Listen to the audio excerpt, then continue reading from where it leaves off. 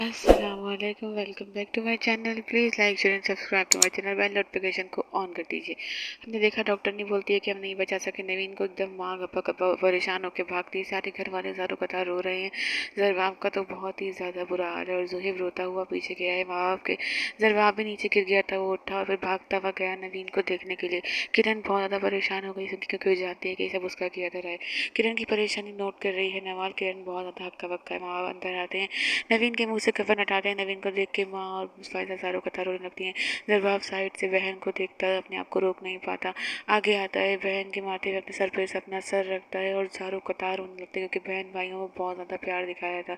नवीन से बहुत प्यार करते थे अपने दोनों भाई। जोहेब का भी बहुत बुरा हाल है ये सब देखते हुए कि नवीन को क्या हो गया।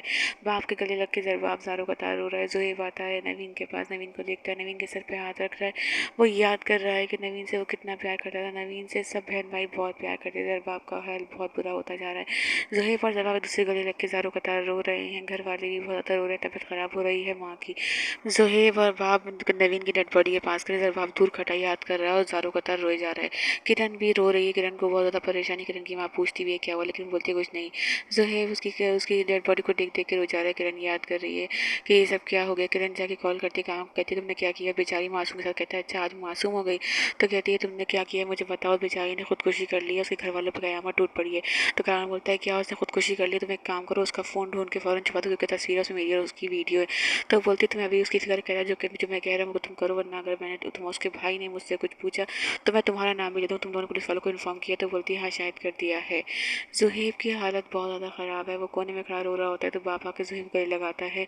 इतने में किरण को नवीन का फ़ोन मिल जाता है। वो नवीन का फ़ोन निकालती है तो बैग में से वो 6 लाख रुपये मिलते हैं। उसे देख कर उसकी आंखों में आंसू आते हैं। वो उन 6 लाख रुपये को देखती रहती है। वो 6 लाख बैग में रखती है, मोबाइल फ़ोन लेके चली गई है। डीआईजी साहब आए हैं तो जुहेब कहता है हमें कंप्लेंट करनी चाहिए। बाबर तो जरबाब मना करते थे, कहते हैं कि हमारे घर का मामला है, हम इतना हक तो रखते हैं कि हम ये फैसला कर सकें कि हमें इन्वेस्टिगेशन करवानी यानी हमें नहीं करवानी। इंस्पेक्टर साहब बोलते हैं कि हम दोबारा आएंगे आपसे पूछने क्योंकि ये खुदकुशी को इतनी आम बात नहीं। जरबाब बहुत रो रहा है और जुहेब कहता है चलो आओ वक्त हो गया है।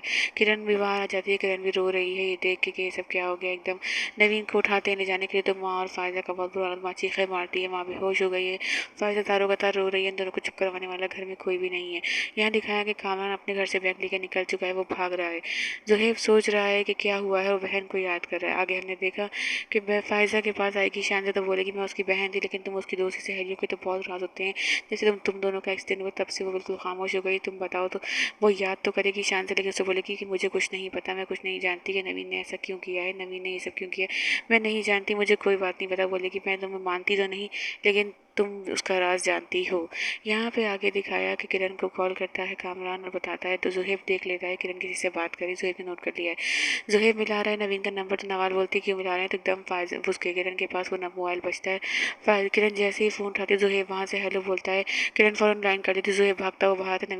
नवाल पूछती भी है क्या हुआ तो वो पापा पापा को बुलाता है। जैसे ही किरण सुनती है उसके बाद फ़ोन को काट के साइलेंट करके छुपा देती है अपने कमरे में और अपना फ़ोन लेकर बिल्कुल सीधी सादी होकर बाहर निकल आती है जैसे उसे पता ही नहीं कि घर में हुआ क्या है। वो पूछता है कि आप मुझे ये बताएं नवीन का फ़ोन कहाँ है। आगे जानने के लिए हमारे साथ बने रहिए, अपना ख्याल रखिएगा। अल्लाह हाफ़िज़।